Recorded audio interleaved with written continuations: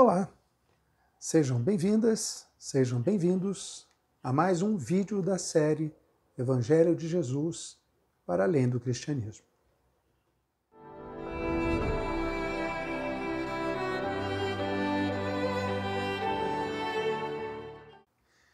Para vocês que estão me assistindo pela primeira vez, meu nome é Milton Menezes. E o nosso vídeo de hoje aborda a gratuidade de nossas ações em comparação com a justiça humana. E está inserido no projeto que se chama Evangelho de Jesus para além do cristianismo, onde eu venho partilhando princípios que possam nos auxiliar em nosso contínuo crescimento espiritual a partir da boa nova de Jesus. Eu venho desenvolvendo este projeto, assim como alguns outros, visando compartilhar conhecimentos e experiências espirituais com pessoas das mais diversas denominações religiosas, em decorrência da minha busca pela vivência de uma espiritualidade que abrace o verdadeiro ecumenismo universal, sem qualquer tipo de discriminação, muito menos de exclusão. Antes de iniciarmos a nossa reflexão de hoje, eu peço a vocês, mais uma vez, que se inscrevam no nosso canal, clicando no botãozinho aqui embaixo, para que possamos trabalhar juntos neste processo e que vocês possam me acompanhar nessa fraterna caminhada em busca de uma espiritualidade universal. Muito bem. Eu convido então todos vocês a refletirmos juntos sobre a belíssima mensagem que podemos tirar do Evangelho de hoje. Todos nós, independente da nossa religiosidade, referente à gratuidade de nossas ações, de forma amorosa e fraterna, comparando-a com o que nos estabelece, o que define a justiça humana. Vejam, a passagem evangélica que me estimulou a partilhar esta reflexão, ela é narrada por Mateus e apresenta Jesus trazendo uma parábola que se refere à contratação de trabalhadores para a vinha, dedicando-se os trabalhadores, cada um deles, por tempos diferentes, tempos distintos, e recebendo ao final do trabalho, do dia do trabalho, a mesma quantia como pagamento. Isso gerou desconforto e reclamação de alguns deles, principalmente daqueles que iniciaram primeiro sua jornada. Eu deixaria aqui embaixo, na descrição do vídeo, a localização dessa passagem para quem tiver interesse de ler de forma integral e se interagir mais próximo com essa passagem narrada por Mateus. Vejam que Jesus, com frequência, ele lança mão de parábolas para apresentar seus ensinamentos, né? Que é, na verdade, uma forma de explicar algo, tomando por base uma realidade cotidiana, com inúmeras formas de compreensão, diversas possibilidades de interpretação, ensinamentos esses que podem ser apropriados por todos, independente da crença ou do nível de conhecimento dos seus ouvintes. Porque, normalmente, eles não envolvem dogmas ou princípios doutrinários, não, mas sim uma forma de viver, modos de vida, né? Formas de se relacionar com as pessoas e com a divindade. Como falamos antes, no início desse vídeo, a parábola que nos estimulou a trazermos este vídeo, ela se resume da seguinte forma. Era o dono da vinha, o senhor da vinha, que precisava de trabalhadores urgentes, né, para poder fazer a colheita dos seus frutos, e saiu em busca desses trabalhadores. Logo cedo encontrou alguns, contratou-os, estabeleceu um valor que seria dado um X para eles e os levou para a vinha. Só que precisava de mais trabalhadores. Então, pelas tantas, ele saiu novamente, buscou outras pessoas e tal, e levou para a vinha da mesma forma, falando que no final do período os pagariam pela diária. Mas à tarde, ainda o trabalho não estava terminado e precisava de mais pessoas, o trabalho era grande. Ele saiu novamente, encontrou alguns afastados, perguntou o que eles estavam fazendo. Eles disseram, não, não estamos nada, estamos aqui afastados, à toa, querendo inclusive serviço e tal. E eles, não, vem que eu tenho o serviço de vocês, por favor, eu tenho. E vou pagar para vocês o diário, vou pagar direitinho e tal. Levou para a vinha. Muito bem. No final do período, trabalho terminado, conseguiram resolver o problema do senhor da vinha. Ele mandou o administrador chamar os trabalhadores e pagar a todos uma diária, o mesmo valor. Ele falou, comece dos últimos que chegaram. Aqueles que aceitaram rapidamente no final, comece por eles e pague a todos o valor da diária. Os primeiros que chegaram, sabendo que eles tinham recebido a mesma coisa que os últimos, trabalhando mais inclusive, eles foram se queixar, olha, isso não é justo. Eles estão recebendo a mesma coisa que a gente trabalhou aqui o dia inteiro, eles trabalharam algumas horas. O Senhor virou para eles e falou, olha, eu não estou sendo injusto com você, eu prometi pagar vocês a diária e eu estou pagando. Só que eu quis pagar a mesma coisa para todo mundo. A vinha é minha. E você não está gostando da minha prática bondosa? Você não está gostando da minha prática amorosa com todos vocês? Toma aqui o que eu lhe devo e vai embora. Ou seja, não quero mais você aqui. Se por um acaso, certamente, isso não está dito, mas está implícito, certamente eu não quero mais você na minha vinha. E no final ele ainda diz que os últimos serão os primeiros e os primeiros serão os últimos. Muito bem. Essa é, em resumo, a parábola apresentada, em que as interpretações tradicionais dessa passagem bíblica nos trazem o próprio Altíssimo como o dono da vinha, que nos chama a todos, sem exceção, para trabalharmos nessa vinha. Mas com a nossa aceitação em tempos distintos. Alguns aceitam logo, outros demoram, outros levam mais tempo para ouvir o chamado. E gradativamente, cada um de nós, cada um vai tendo a adesão ao projeto salvífico de Deus. Esse convite, segundo a interpretação, ele tem por objetivo sermos trabalhadores neste mundo, cuja tarefa é de construir em nosso cotidiano, por intermédio das nossas atividades do dia a dia, as bases do reino de Deus, onde estivermos, por meio do cultivo do amor, da harmonia, da justiça e da partilha desinteressada entre os seres. Como pagamento por esse trabalho, teremos todos um valor único, um valor igual, que é a salvação, que é a autorrealização, independente do tempo que nele nos dedicamos.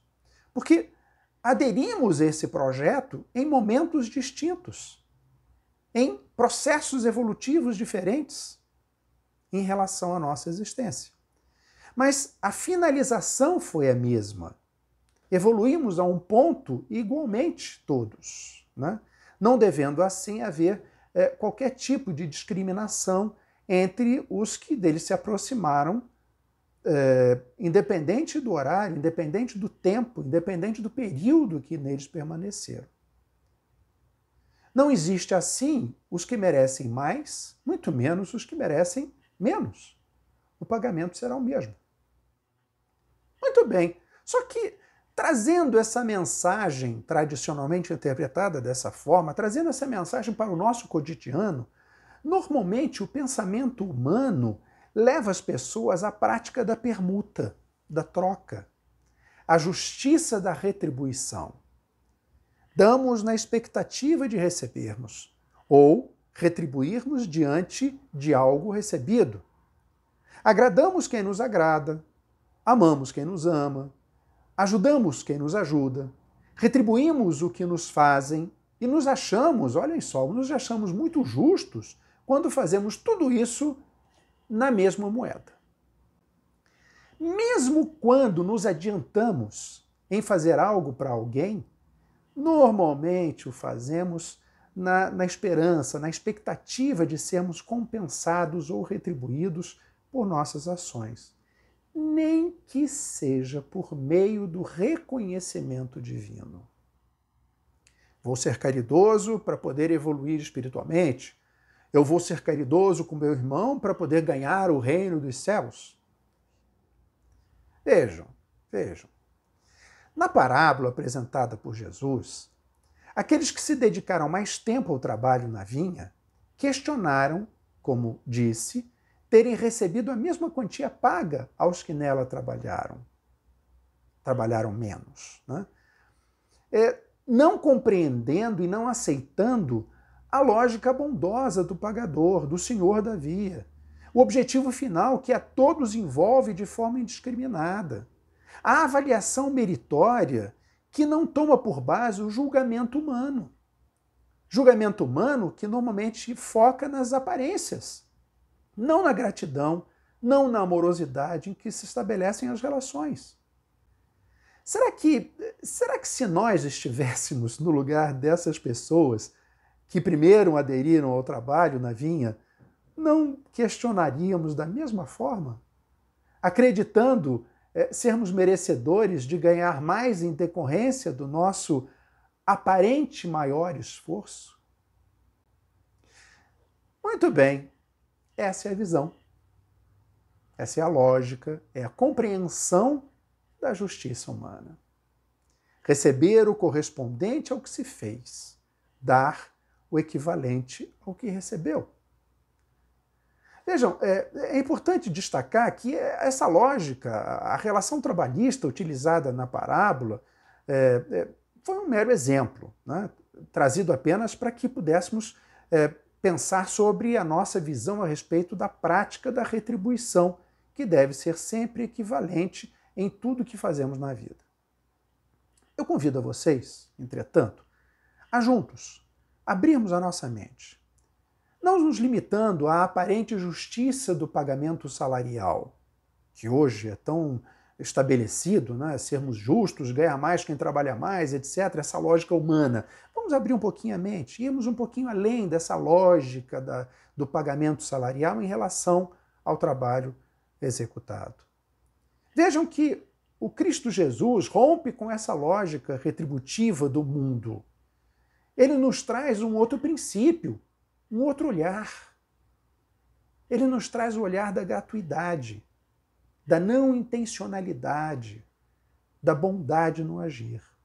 Algo extremamente difícil para a nossa lógica humana, tanto para compreendermos e mais ainda para vivenciarmos. Ele descortina o horizonte do verdadeiro amor, da busca pelo fazer independente do possível receber. Ele nos mostra que a misericórdia supera a justiça humana, que a generosidade deve ir muito além da simples retribuição legalista.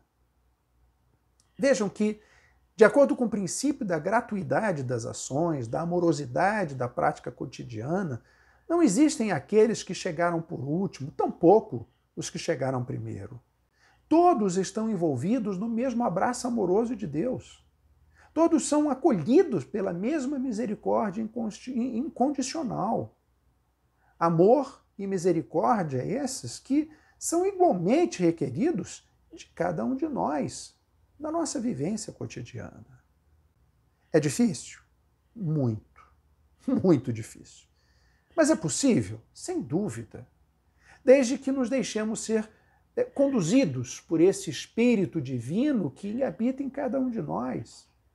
E sigamos as pegadas da compaixão divina, da amorosidade no fazer, da entrega para o outro. Os primeiros a serem percebidos não necessariamente têm mais méritos.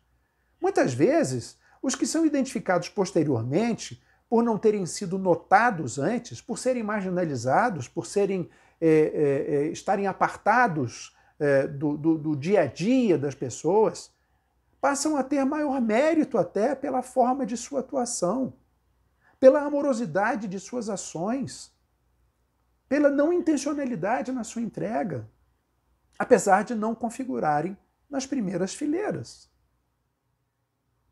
Lembremos-nos que nossa humana medida ela é distorcida, ela é míope. Porque nós não conseguimos avaliar de fato o mérito de cada um. Não conseguimos perceber o que existe para além das aparências, fazendo com que o nosso julgamento meritório seja limitado e superficial. É aquilo que nós podemos ver, é aquilo que aparenta.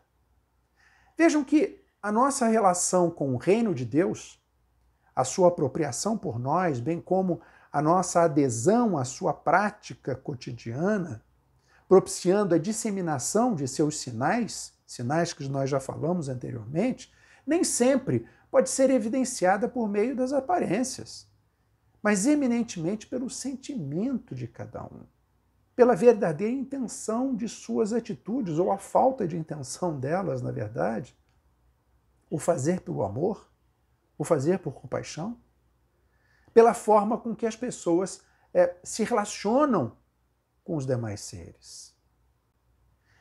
A espiritualidade da troca, minhas amadas, meus amados, da barganha, do receber proporcionalmente o que foi doado, da riqueza a ser conquistada em decorrência da contribuição feita anteriormente.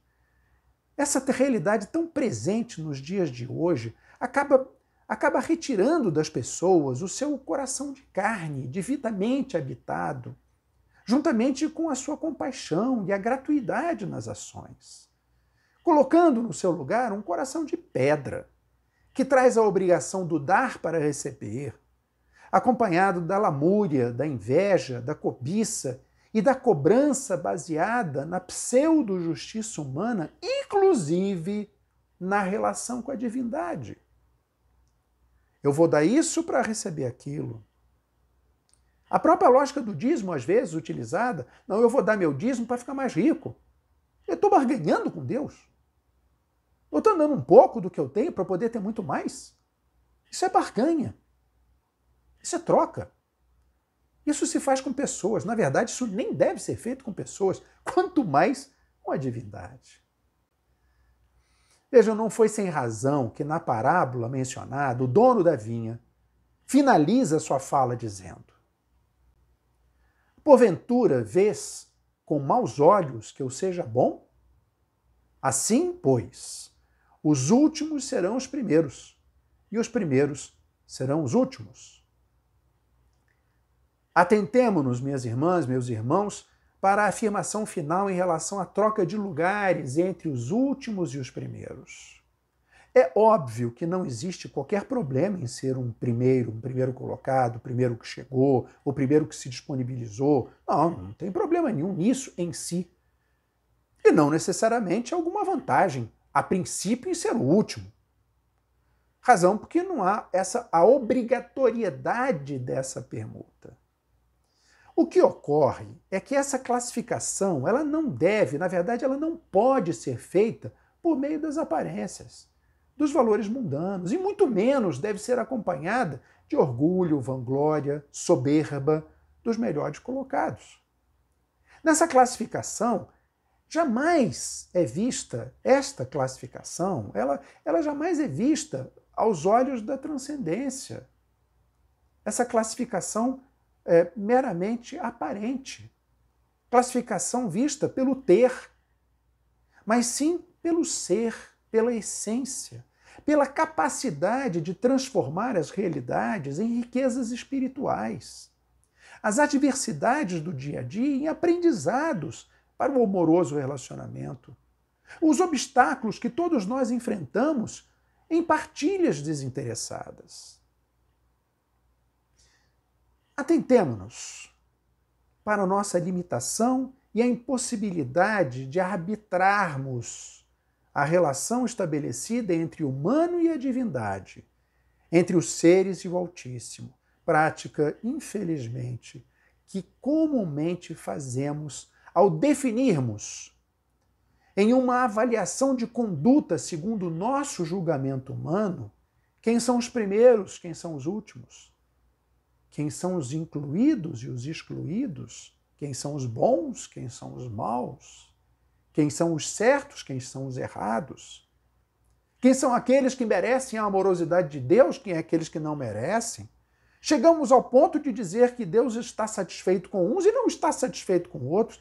Quem somos nós para arbitrar esse tipo de relacionamento? Quem somos nós para conhecer o que de fato acontece no coração de cada ser humano?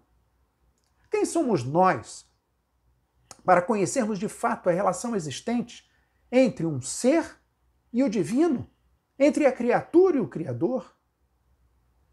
Piores do que aqueles que praticam um aparente mal feito são aqueles que se arvoram em julgá-los, em recriminá-los baseados nos princípios humanos, aspirando um Deus de obrigações e clamando por ele ao seu bel prazer, estabelecendo barganhas e retribuições em sua relação com o Altíssimo. Eis a razão da lógica da inversão dos lugares entre os primeiros e os últimos, sob a ótica da transcendência, sob as bases da verdade última. Aqueles que se vangloriam em ser os primeiros, na verdade, estão sob caixotes vazios. E aqueles que tão humildemente estão no último lugar, estão plenos de bondade. É esta, certamente, a avaliação que será feita e que é feita e que vai além da nossa capacidade racional de fazer. Não existe, vejam bem, não existe gradação na bondade, na compaixão, na gratuidade do se doar. Da mesma forma que não pode haver cobranças retributivas para tais atividades, pois elas devem ser decorrentes do amor essencialmente existente em nós e convertido em ações, e não meramente de nosso limitado desejo humano de acordo com os princípios humanos de justiça.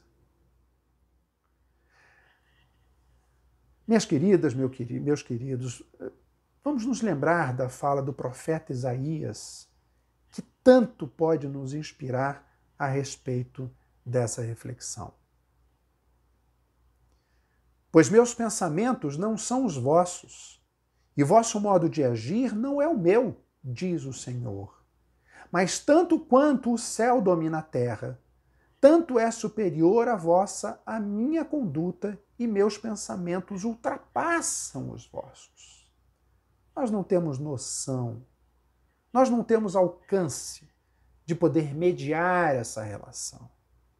Quem somos nós para estabelecer quem é merecedor ou não dessa retribuição, desse valor, dessa relação com o divino? Só porque está mais tempo? Só porque está há menos tempo? Só porque está num nível diferente de uma religiosidade ou de outra? Só porque tem um conhecimento maior? Só porque doa mais?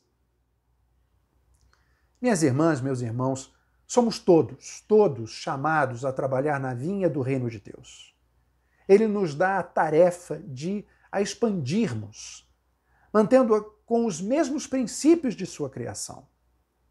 Grande, imensa é a nossa missão, mas sem dúvida infinita é a misericórdia de Deus. Dessa forma, devemos trabalhar na vinha com o mesmo espírito de compaixão e misericórdia do seu Criador, do seu Senhor.